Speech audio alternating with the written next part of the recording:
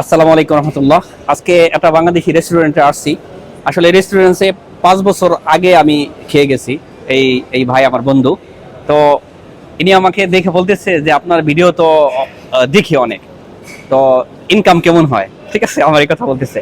আসলে ভিডিও করি তো ইনকামের জন্য না, প্রশ্ন করি, উত্তর দেই, এবং আমরা পুরস্কার হিসাবে মিসওয়াক পুরস্কার দেই, যেন এই মিসওয়াক দিয়ে ইবাদত হয়ে যায়। ঠিক আছে। আর এই ভিডিও কইরা প্রশ্ন এবং উত্তর এটা কেন অনলাইনে ছাড়ি, যেন এই উত্তর এবং প্রশ্ন শুই না মানুষ নামাজের মাসলা মাসাইল এবং অনেক ফজিলতের বিষয়গুলো জানতে পারে। তো ভাই বলছিল যে ইনকাম কেমন হয়, তাই আমি বলছিলাম না ভাই, ইনকামের জন্য না, এটা আসলে দাওয়াতের কাজের জন্য করা হচ্ছে।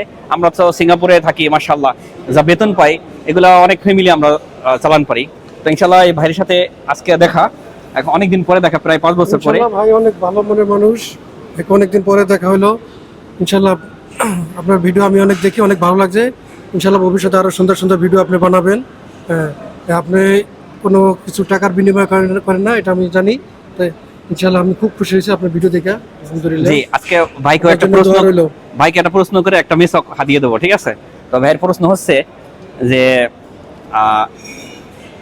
কোন নামাজ যেটা নামাজ পড়লে আল্লাহ বেশি খুশি হন?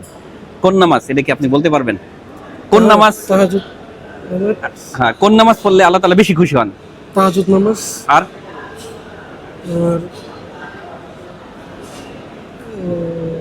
আর কোন নামাজ মুসলিম না?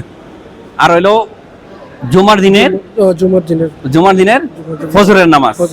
আল্লাহ সুবহানাহু ওয়া তাআলা জুমার দিনের ফজরের নামাজ পড়লে বেশি খুশি হন। ঠিক আছে। তো আরেকটা প্রশ্ন ভাইয়ের কাছে, যে আমরা ফরজ নামাজের বাদে যে কোনো একটা সুন্নার একটা আমল বলেন যেটা মুহাম্মদ সাল্লাল্লাহু আলাইহি ওয়াসাল্লাম করতো, ফরজ নামাজের সালাম ফেরানোর পরেই একটা সুন্নার একটা আমল করতো, সেই একটা আমল, যে কোনো একটা আমল, ফরজ নামাজের সালাম ফেরানোর পরেই কোন আমল তিনি করতেন? যে কোনো একটা আমলের নাম মনে আসতেছে না। আপনি কি সালাম ফেরানোর পরে আপনি কি পড়েন? আমরা দোয়া করি। কি দোয়া? দোয়া করিল,